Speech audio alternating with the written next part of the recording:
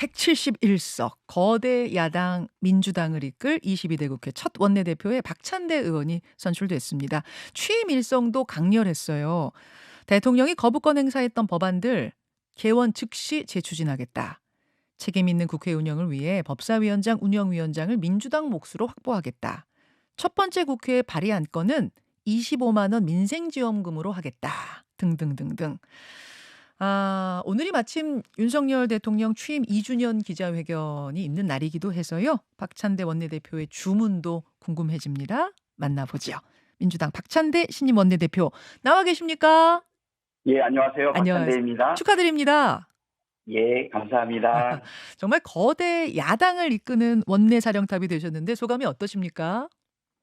네, 아무래도 어깨가 좀 많이 무겁죠. 음, 네, 뭐 많은 분들이 말씀하셨는데 단독 출마가 될 줄은 몰랐는데요. 어, 다른 의원들께서 양보해 주셔서 단독 출마하게 됐고요. 원내대표에 당선되었습니다. 저한테 일할 기회를 선배 동료 의원들께서 양보해 주신 만큼 정말 2배, 3배 더 열심히 뛸 각오입니다. 예, 예. 아니, 사실은 이제 박찬대 원내대표가 사안사안에 대해 어떤 생각을 가지고 있느냐가 앞으로 펼쳐질 22대 국회의 어떤 방향을 좌우할 수 있어요. 171석의 이 당을 이끌고 계시기 때문에 원내를. 그래서 현안에 대한 생각 하나하나를 제가 좀 지금부터 짚어보도록 하겠습니다. 먼저 잠시 후에 대통령 기자회견 있지 않습니까? 네. 윤석열 대통령 2년에 대한 점수를 한번 매겨본다면 박 대표님? 뭐 많은 국민들이 총선의 민심을 통해서 확인이 되었는데요. 무능력, 무책임, 무도함으로 정리할 수 있기 때문에 사실 낙제점이라고 생각을 합니다. 분야별로 보게 되면 경제, 외교, 안보, 인사, 민생, 평화 모두 무능력의 끝판왕을 보여주지 않았나 생각이 되고요. 특히 국민들을 많이 분노케 했던 12구 이태원 참사, 오송 참사, 또 최혜병 순직 사건에서 보듯이 국민의 생명과 안전에 대해서 무책임으로 좀 일관을 했고요. 또 정치 탄압과 언론 탄압에는 무도함으로 좀 일관을 했습니다. 그 결과 민생은 파탄났고 경제는 폭망났고 그리고 국격은 추락하지 않았습니까? 통선 민심은 2년간의 국정운영 성적표를 보여주신 것이고요. 다시 한번 말씀드리면 낙제점입니다. 낙제점이면 몇 점인 거예요? 그게 총점으로는? 뭐 F죠. 60점 밑에죠. 60점 밑. 예. 뭐 솔직한 심정으로 들으면 빵점이다. 예, 국정 운영의 방향도 틀렸고 태도도 틀렸다라고 하는 엄정한 평가를 용산 대통령실에서 정말 심각하게 받아들여야 된다. 그런데 총선 이후에 대통령의 말씀도 네. 저번에 있었던 영수회담에서도 이런 부분이 잘 반영되지 않았어요. 오늘 네. 취임 2주년 기자회견이 있다고 하는데 큰 기대는 하지 않지만 그래도 희망을 놓고 싶지 않습니다. 네. 기자회견에서 이 내용만큼은 이 얘기만큼은 꼭 나와야 한다. 혹은 나왔으면 좋겠다. 네. 바라는 점이 있으시다면요? 몇 번 거듭해서 반복을 했는데요. 전 국민 25만 원 민생회복 지원금 이 부분에 대해서 전향적으로 수용하고 또 최혜병 특검법 수용이 그 시작이 아닐까 생각이 됩니다. 전 국민 25만 원 민생회복 지원금은 민생을 챙기겠다. 그다음에 최혜병 특검법 수용은 국민의 생명을 지키겠다. 뭐 이런 의지의 표현 아닌가. 지금까지는 이 두 사안에 대해서는 부정적이고 거부하셨는데요. 네. 이번 기자회견에서는 민생을 챙기고 국민의 생명을 중요시하고 지키는 대통령의 모습을 보여줬으면 좋겠습니다. 만약 이 두 가지 사안에 대해서 거부하거나 회피한다면 역시 민생을 책임지지 않고 국민의 생명과 안전도 외면하겠다라고 하는 뜻으로 국민들이 읽지 않을까요?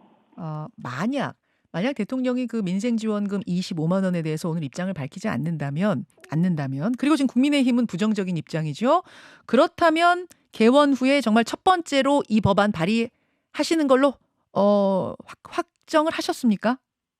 네. 뭐 지금 음. 각자 22대 의혹적인 당선자들이 각자의 1호 법안들을 준비를 하고 있는데요. 네. 우리 민주당에서는 어떤 것을 당론 1호 법안으로 할까에 대한 고민이 많이 있습니다. 예.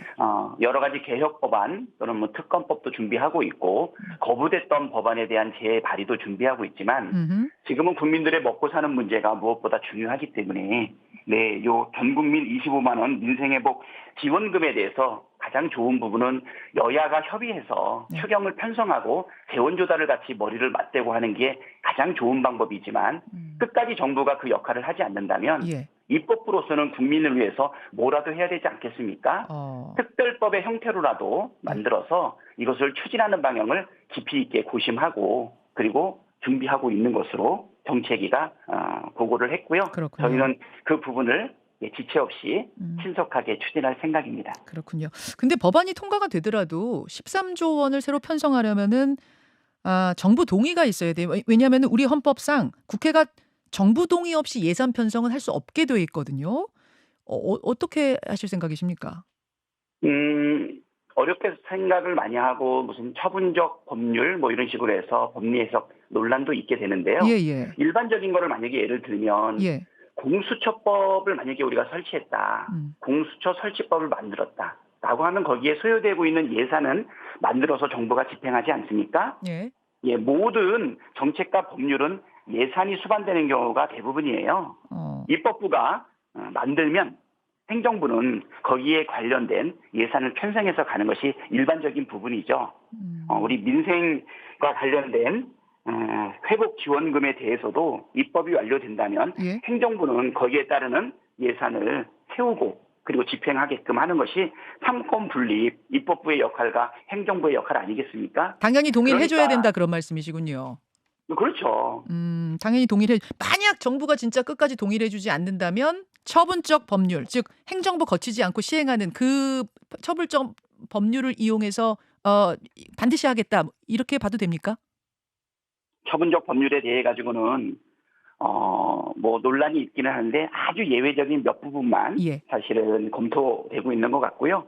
대부분의 법률은 입법이 되고 나면 예산이 시행된다 이렇게 보시면 될 것 같습니다. 음. 제일 좋은 방법은 뭐냐?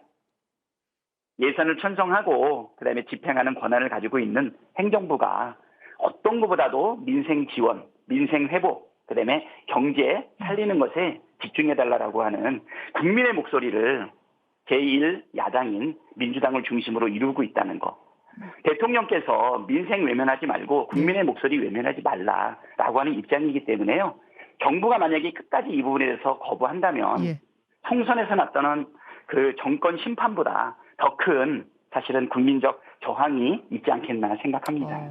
알겠습니다. 알겠습니다. 네, 네. 대통령 기자회견 전에 묘한 해프닝 하나가 벌어졌어요. 함성득 경기대 정치전문대학원장하고 임혁백 고려대 명예교수 이분은 이제 민주당 공천관리위원장 하셨던 그분인데 두 분이 영수회담 준비 과정에서 특사 역할을 했다. 우리가 실질적인 조율을 했다. 이러면서 언론 인터뷰를 한 겁니다. 근데 네. 이분들 명망으로 보나 뭐 구체적으로 나온 워딩을 보나 소설 쓴 것 같진 않은데 이거 어떻게 된 걸로 알고 계세요? 그러게요. 소설도 어떤 소설은 아주 예, 다큐멘터리 같지 않습니까? 근데 아, 사실 예, 영수회담 준비에 제가 관여하지 않았기 때문에 예. 그 내용은 잘 모르고요. 네네. 아니 그래도 원내대표신데 이게 문제가 되고 난 음, 게 지금 그제부터 아닙니까? 이미 이틀이나 지나서 좀 파악해 보셨을 거 아니에요, 원내대표님. 아니 예, 소설이에요? 소설이에요? 다큐 같이 보이는 소설이에요? 글쎄요. 지금 저도 알고 있었던 건 뭐냐면 영수회담이 진행되는 과정 속에서 예. 선준호 비서실장만 용산과 협의하고 진행한 게 전부다. 이렇게 알고 있고요. 뭐 어, 대표도 그렇게 말씀을 하셨기 때문에 예. 그 외에 우리 당에서 뭐 비선들을 통해 가지고 조율을 한다든가 이런 행태는 저희 당은 없거든요. 음. 예, 지금 보니까 여당 그리고 이 보수당 여기 음. 비선과 관련된 부분에 있어서 네. 글쎄요. 네, 우리는 사실이 아닌 것 같습니다. 네. 그래요. 아까 다큐처럼 보이는 소설도 있다. 지금 그 말씀하신 걸로 결국은 답이 될 것 같은데 그러면은 네네. 그러면은 뭐 비선 혹은 뭐 특사 이런 건 아니더라도 함성득 원장이나 임혁백 교수하고 이렇게 의견을 나누신 적도 없는 거예요? 예, 뭐 제가 알기로는 예, 전혀 없는 것으로 알고 있습니다. 아 네. 그렇습니까? 네네. 그러면은 뭐 윤 대통령이 이 대표한테 총리 추천을 요청했다든지 대선 경쟁자가 될 만한 사람은 대통령실에 인선하지 않겠다라든지 이런 얘기가 다른 사람을 통해서라도 뭐 들어온 적도 없고요? 지금 저희들도 그 얘기는 예, 신문 기사를 보고 처음 알았고요. 하 예, 그래요. 정말 사실이 아닌 것 같습니다. 네. 알겠습니다. 알겠습니다. 네네. 자 22대 국회 개원하고 나면은 뭐 가장 큰 역할을 할 분이시기 때문에 제가 이제 그 부분과 관련된 질문들을 좀 더 드려야 될 것 같은데요. 특검법 얘기입니다. 특검법. 네. 민주당은 김건희 여사 관련된 특검법을 발의하겠다 했는데 검찰이 수사를 적극적으로 하겠다. 연일 의지를 밝히고 있어요. 검찰총장이 나서서. 근데 이 부분에 음. 대해서 용산과 검찰 간의 긴장 관계가 형성되고 있는 게 아닌가 생각이 든다. 이런 말씀을 박 원내대표께서 하셨더라고요. 네. 예, 어떻게 보고 계시는 겁니까? 사실 지금 이원석 총장께서 음. 지금 갑자기 적극적으로 김건희 여사와 관련된 명품백 수사에 대해서 지시를 내리셨는데요. 예. 시점이 참 묘하다는 것이죠. 음. 이미 전 국민적 관심과 의혹이 불거진 부분에 대해서 음흠. 아무런 조치를 취하지 않다가 지금 하고 있어요. 음. 그래서 첫 번째 국민들은 이거 뒷북 수사 아니냐. 아니 그거를 뛰어넘어서 예. 적당히 털어버리기 위해서 하는 신용만 한 것 아니냐. 어. 또 특검을 준비한다라고 하는 국민적 압박이 많이 있다 보니까 예. 이거를 또 피하기 위한 부분 아니냐라고 하는 사실 의혹이 제기되고 있고요. 음. 그 또 하나는 민정수석실이 부활되고 대통령실에서 검찰 인사를 직접 챙기는 것 아니냐. 어. 그리고 네, 한동훈 전 비대위원장이 예. 사퇴하고 난 이후에 사실 갈등이 있는 것 아니냐. 뭐 윤 아. 대통령은 직접 겨냥하는 것은 아니더라도 예. 김건희 여사 주변에 있는 여러 검사가 아닌 예. 네, 검찰 쪽의 실질적인 실세라고 보이는 분들과 이현석 총장 또는 송경호 중앙지검장들 사이에 갈등이 있는 것 아니냐 뭐 이런 얘기가 나오고 있어서요. 어, 음. 또 한편으로는 진짜 이원석 총장이 대우각성에서 드디어 정의를 집행하는 검찰총장으로서 살아있는 권력과 그 가족에게도 수사하는 것 아니냐. 세 가지 시나리오가 다 가능한데 그런데 시간이 지나 보면 알지 않을까 생각이 되어요. 아, 전에 그 곽상도 의원의 아들 50억 네네. 퇴직금 관련된 논란도 네. 정말 지지부진 끌다가 불가피하게 시작하지 않았습니까?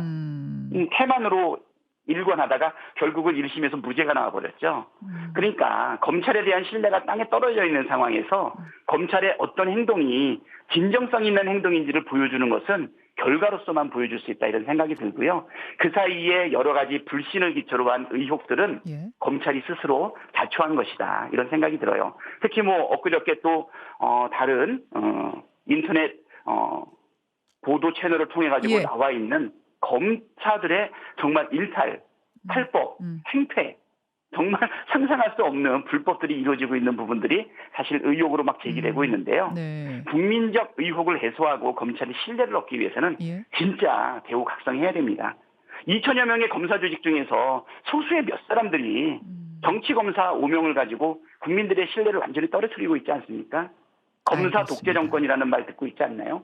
그다음에 알겠습니다. 독재화가 진행되고 있다고 외국에서 평가하고 있다. 그래서 이제 그런 부분들을 조심스럽게 말씀드린 겁니다. 지금 그러면은 특검할 것 같으니까 검찰이 괜히 수사하는 뭐 신용하는 거 아니야? 지금 일종의 짜고 치는 거 아니야라는 해석과 그게 아니라 검찰이 이제 정신 차리고 수사 열심히 하고 용산하고는 선긋기 하려고 그러면서 약간 갈등 벌어진 거 아니야라는 해석은 완전 상반된 해석이잖아요. 전혀 그렇죠. 반대. 예. 네. 그럼 원내대표님은 어느 쪽이라고 보시는 거예요? 그중에? 그러게요. 뭐 지금이라도 대우각성에서 수사하겠다고 하는 부분은 사실 신뢰를 갖기에는 그동안의 행태가 너무 안 좋았기 때문에 모든 가능성과 약간의 개연성 정도는 우리가 기대할 수 있지만 실질적으로 검사가 또는 검찰이 특히 이원석 총장이 네. 분명한 결과를 보여주기 전까지는 신뢰를 얻기는 어렵다 이렇게 생각합니다. 그러면 이게 정말로 투명하게 수사를 하는 아까 말씀하신 대오각성이라고 하셨는데 대오각성하고 투명하게 수사를 하는 것이냐 안 하는 것이냐의 기준은 어떤 걸로 보고 계세요? 예를 들어 뭐 김건희 여사를 직접 소환 조사를 하는 걸 우리는 보겠다라든지 대통령까지 뭐 하다못해 서면 조사라도 하는 걸 보겠다라든지 뭐 요런 좀 기준을 가지고 계십니까? 글쎄요, 뭐 결과를 어떻게 낼 거냐며 수사 절차까지 봐야 되는데요. 네. 지금 뭐 김건희 여사의 명품백 얘기만 나오고 있는데 진정한 방법은 사실 뭐 그 청탁금지법에 있어서는 여러 가지 논란이 있지 않습니까? 이렇게 빠져나갈 수 있다, 이렇게 빠져나갈 음. 수 있다 해서 네. 뒤늦게라도 털어주기 위해서, 그러니까 면피해주기 위해서 수사가 들어갔다라고 사람들이 많이 의심을 하고 있는데요. 이번 총선에 많은 국민들이 이채 양명주를 외쳤는데 혹시 앵커님 이채 양명주 아시나요? 어이구 알죠. 예. 아시죠? 예. 예, 뭐 이태원 참사와 관련, 뭐 양평도 그다음에 있고 또 최상병. 예. 최해병, 요 두 가지는 지금 진행되고 있지 않습니까? 음흠. 그렇죠. 이태원과 관련해서는 뭐 어렵지만 합의를 통해 가지고 의결을 했고, 네. 그다음에 최해병 특검과 관련된 부분은 대통령실에서 거부권을 행사할 건지 우리가 주목하고 있지 않습니까? 예. 그리고 양명주, 양평고속도로 명품백, 주가 조작, 이 세 가지는 김건희 여사하고 직접 관련되어 있는 의혹 사건들이에요. 예. 그 중에서 이제 명품백 하나를 조심스럽게 건드리고 있는데, 예. 사실 주가 조작과 관련해가지고도 지금 다른 공범들은 다 수사가 진행돼서 판결까지 나왔는데, 예. 지금 이 김건희 여사에 대해서는 아무런 수사, 특히 소환도, 음. 압수수색도 아무것도 없지 않습니까? 양평고속도로 관련해서도 마찬가지죠. 예, 그래서 명품백 하나만 가지고서 예. 물론 거기에 대한 수사의 진정성을 부분적으로 볼 수는 있겠지만 정말 살아있는 권력에도 사실 수사를 했던 정의의 실천자로 구현자로 검찰의 모습을 보여주기 위해서는 좀 더 종합적이고 체계적이고 진정성 있는 행태가 필요하다. 네. 그런데 제 생각에는 지금 검찰의 조직과 권력 구조를 가지고는 힘들지 않겠나 이렇게 생각을 하고 있습니다. 그 뭐 김건희 여사 소환 조사가 꼭 명품백뿐만 아니라 주가 조작이든 뭐든 간에 양평이든 간에 소환 조사는 좀 있어야 된다고 보시는 걸까요? 소환하거나 압수수색하지 않고서 어떻게 증거를 찾을 수 있을까요? 뭐 아. 간단한 예를 들면 이재명 대표 그 부인 되시는 분은 본인이 결제하지도 않고 그리고 알지도 못하는 예. 법인카드 사용액 7만 8천 원이었나요? 2만 6천 원짜리 3인분 그 법인전표에 대한 적정성을 확인하기 위해서 129번이나 되는 압수수색을 했다고 알려져 있지 않습니까? 그렇게 작은 거 하나하나까지 정의를 실천하기 위해서 의혹을 해소하기 위해서 과도하게 수사하고 2년이 지나고 난 이후에 명품백에 대한 국민적 의혹이 발생하니까 이제 뒤늦게 기소하지 않았습니까? 정의라고 하는 것은 공정하게 이루어져야죠. 공평하게.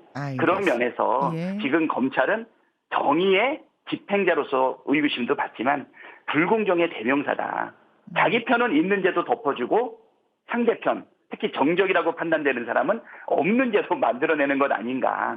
그런 거에 대한 연결들이 다 되고 있지 않습니까? 지금 그 경기도 평화부지사와 관련된 예. 뭐 회유, 압박, 증거 조작, 그다음에 뭐 증언에 대한 뭐 위증교사, 뭐 여러 가지 의혹들이 굉장히 개연성을 가지고 신뢰성 있게 나타나고 있는데, 그리고 또 이제 엊그저께 장시호 씨와 관련된 또 녹취 파일 나오지 않았습니까? 예. 이건 뭐 검찰들이 완전히 그 깡패 집단처럼 지금 행동하고 있어요. 물론 소수이지만. 자, 2,000명이 넘는 검사 조직 전체가 예. 다 욕먹고 있는 짓을 소수의 정치 검사들, 예. 대통령실 권력 주변에 있는 사람들이 이렇게 하고 있다. 자, 그렇기 때문에 깡패 집단 22대에는 예. 네.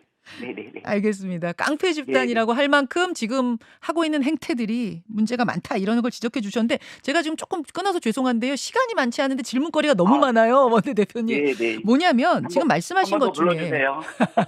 그럼요. 자주 모시겠습니다. 그 김혜경 여사와 관련된 이야기를 하셨어요. 얘기를 하셨는데 네. 국민의힘의 김민전 당선자가 네, 김건희 네. 여사 특검을 받아들이는 대신 김혜경 여사의 국고 손실 의혹, 김정숙 여사의 옷 장신구 의혹까지 삼김 여사 특검하자 이런 이야기를 했습니다. 이건 어떻게 보십니까?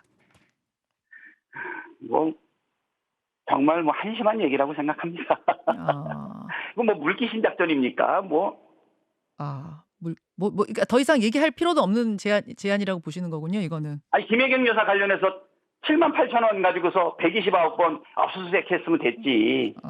그 녹취록에 다 나오지 않습니까? 어허. 여사님 모르게 결제하라고. 그런데 그걸 오픈했죠. 자기가 법인카드로 사용했다는 것을 검찰에 제시하기 위해서. 근데 내용을 들어보니까 김혜경 여사는 본인 거 26,000원만 계산하고 가고 네. 남아있는 26,000원 3인분 78,000원에 대해서는 상황이 애매하고 곤란하니까 그냥 밑에 사람들이 스스로 판단해가지고 결제했다는 것이 알려져 있는 것으로 저도 알고 있는데요.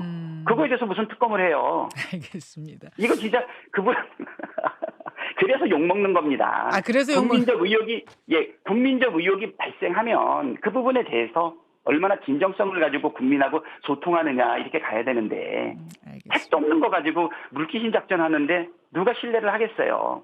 총선 전이라면 또 모르겠지만 예. 총선 해가지고 대패하지 않았습니까? 예, 예. 국민들은 지금 윤석열 정부에 대해서 분명한 어조로 정권 심판했고요. 그리고 야당의 192석이나 몰아주지 않았습니까? 대원선까지 거부권을 다시 거부할 수 있는 그것까지 아니면 더 심한 정치적 결정까지 단 8명밖에 남아있지 않아요. 네, 네. 국민의힘 의원들이 언제까지 용산 대통령실에 눈치만 본다고 생각합니까? 국민의 눈치를 봐야죠. 알겠습니다. 2016년 탄핵할 때도요. 야사당 합쳐서 170석밖에 안 됐지만 예. 실제로 탄핵 의결을 했을 때는 예. 234표나 찬성이 나왔어요. 아. 그분의 말씀은 이러한 현실을 전혀 이해하지 못하고 있는 상황이라고 말씀드립니다. 지금 현실이 이러다가 탄핵당할 수도 있는 큰 몽둥이 맞을 수도 있는 그런 현실로 가는 것 같아 좀 걱정된다 뭐 그런 말씀이세요? 걱정도 되죠. 어. 지금 어떤 분들은 뭐 그런 탄핵 얘기도 많이 하시는데 탄핵은 정치인들이 아니면 국회에서 하는 것 같지만 사실은 주권자인 국민들이 판단하고 명령하는 거예요. 지금 물론 탄핵 이제 직전까지도 왔다고 보세요? 점점 국민들의 분노가 임계치까지 끌어오르지 않을까. 어. 그렇기 때문에 국정 기조를 바꿔라라고 국민들이 요구하고 있는 것이죠. 알겠습니다. 대통령 우리 지지율이 박근혜 대통령 탄핵 당시의 지지율보다 낮다고 하지 않습니까? 정신 바짝 차리고 국정 기조 바꾸시고요. 예. 그다음에 민생 지원금, 그다음에 새해병 이거 거부하시면 안 된다고 야당으로서 정말 충심으로 말씀드립니다. 예, 오늘은 여기까지 말씀 듣고 이제 원내대표 되셨으니까 자주 좀 스튜디오에서 뵙겠습니다. 스튜디오 자신 없고요. 스튜디오 바쁘시죠? 예, 예. 아침에. 거기다 또 우리 앵커님이 얼마나 또 날카로운 정보 질문으로 사람을 코너로 뭡니까? 그거 그러니까- 대답하다 보면 예. 고발도 많이 들어와요. 나 우리 앵커님 때문에 고발도 몇 번 당한 것 그래요? 같아요. 살살 할게요. 자주 뵐게요. 예, 예, 오늘 예. 고맙습니다. 예, 감사합니다. 민주당 예. 박찬대 원내대표였습니다. 김현정의 뉴스쇼는 시청자 여러분의 참여를 기다립니다. 구독과 좋아요, 댓글 잊지 않으셨죠? 알림 설정을 해두시면 평일 아침 7시 10분 실시간 라이브도 참여하실 수 있습니다.